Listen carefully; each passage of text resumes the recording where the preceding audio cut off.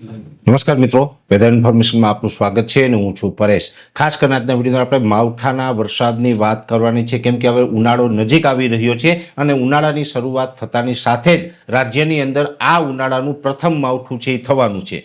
કઈ તારીખથી થવાનું છે, કેવું થવાનું છે, સંપૂર્ણ વિગત આપું। સૌપ્રથમ આપણે સમજીએ કે ઉનાળાની વાત શું કામ કરી, કેમ કે આપણે જે વર્ષના 12 મહિના હોય છે, 12માંથી દરેક ઋતુ છે એ 4-4 મહિનાની હોય છે। દાખલા તરીકે પ્રથમ ઋતુ છે એને શિયાળો કહેવામાં આવે છે। શિયાળો છે એ પછી ઉનાળો આવે, એ પછી ચોમાસું આવે છે। તો શિયાળાનો એક્ઝેક્ટ સમય કયો, ઉનાળાનો એક્ઝેક્ટ સમય કયો, ચોમાસાનો એક્ઝેક્ટ સમય કયો? સામાન્ય રીતે જોવા જઈએ તો આજે ફેબ્રુઆરી મહિનાની 9 તારીખ થઈ ગઈ છે અને 15 ફેબ્રુઆરીથી આપણે ઉનાળાની શરૂઆત થઈ જતી હોય છે। 15 ફેબ્રુઆરીથી લઈને 15 જૂન સુધી ઉનાળો હોય, 15 જૂને પછી ચોમાસાની શરૂઆત થાય, 15 જૂનથી લઈને 15 ઓક્ટોબર સુધીનો સમય હોય છે એ આપણે ચોમાસાનો સમય હોય છે અને 15 ઓક્ટોબરથી લઈ અને 15 ફેબ્રુઆરીનો સમય હોય છે એ શિયાળાનો સમય હોય છે। આ પ્રકારે આપણે જે 3 ઋતુનું આખું જે ઋતુ ચક્ર ચાલે છે, ઘણી વખત એવું બનતું હોય કે ભલે 15 જૂને આપણે ચોમાસું સામાન્ય રીતે ગુજરાતમાં ગણવામાં આવતું હોય છે, ઘણી વખત 1-2 દિવસ વહેલું કે મોડું થતું હોય છે।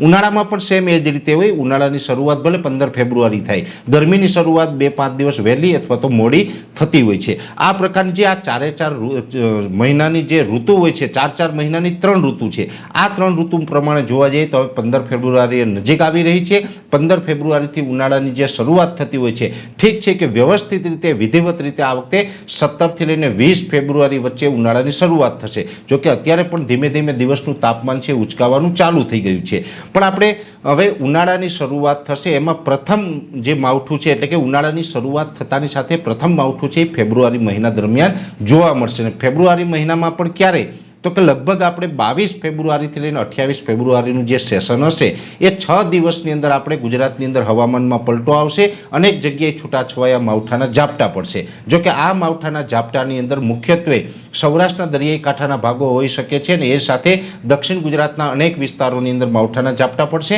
એ જે સૌરાષ્ટ્ર અને દક્ષિણ ગુજરાતના વિસ્તારો છે એ વિસ્તારની અંદર તીવ્રતા થોડીક વધુ જોવા મળે, બીજા વિસ્તારની અંદર તીવ્રતા થોડીક ઓછી હશે। માવઠાનું મેઇન કારણ છે, આમ જોવા જઈએ તો અત્યારે પણ હજુ આપણે વેસ્ટર્ન ડિસ્ટર્બન્સ પસાર થવાનું ચાલુ છે।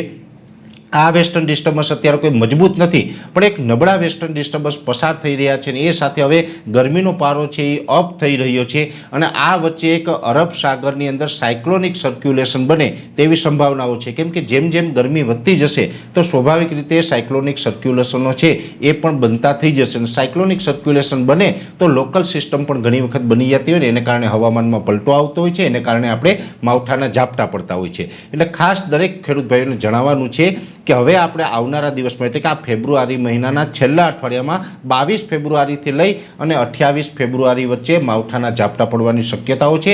જોકે આ માવઠું છે અતિ તીવ્ર નહીં હોય, સામાન્ય હશે અને એકદમ છૂટાછવાયું હશે, કોઈ જગ્યાએ છૂટાછવાયા ઝાપટા નોંધાય, મોટાભાગના વિસ્તારોની અંદર વાદળછાયું વાતાવરણ થાય, આ પ્રકારનું માવઠું છે એ થવાનું છે। આ પ્રકારનો હવામાનમાં પલટો આવવાનો છે, એટલે આ એક મોટા સમાચાર કહી શકાય ને એક પ્રકારે દુઃખના પણ સમાચાર કહી શકાય। જે લેટ વાવેતર કરેલું છે, એટલે કે જે શિયાળુ પાક અત્યારે ઊભો છે ને એમાં લેટ વાવેતર કરેલું છે એ વાવેતર ઉપર કદાચ માઠી અસર પડી શકે છે। એટલે અત્યારે જે આપણે આ માહિતી આપી રહ્યા છીએ, અત્યારે જે સેટેલાઇટનું અલગ અલગ મોડેલોનું જે આપણું પ્રિડિક્શન છે એ પ્રિડિક્શન મુજબની આ માહિતી છે। આમાં જો કે કોઈ ફેરફાર થાય તો ચોક્કસથી અમારા તરફથી માહિતી આપવામાં આવશે, પણ અત્યારે અમને એવું લાગી રહ્યું છે કે 22 ફેબ્રુઆરીથી 28 ફેબ્રુઆરી વચ્ચે હવામાનમાં પલટો આવશે અને છૂટાછવાયા ઝાપટા નોંધાઈ શકે છે। હવે આ અસ્થિરતા જે બનશે, આ અસ્થિરતા બનવાનો સમય નજીક આવશે એટલે એક્ઝેક્ટ ફરીથી આપણે એની માહિતી આપશું, અપડેટ આપશું કે આ કેટલા વિસ્તારોને પ્રભાવિત કરશે ને કેટલી તીવ્રતા હશે। આ અસ્થિરતા ઉપર અમારી સતત નજર રહેવાની છે, સતત અમે આના વિશે આપણે માહિતી આપતા રહીશું।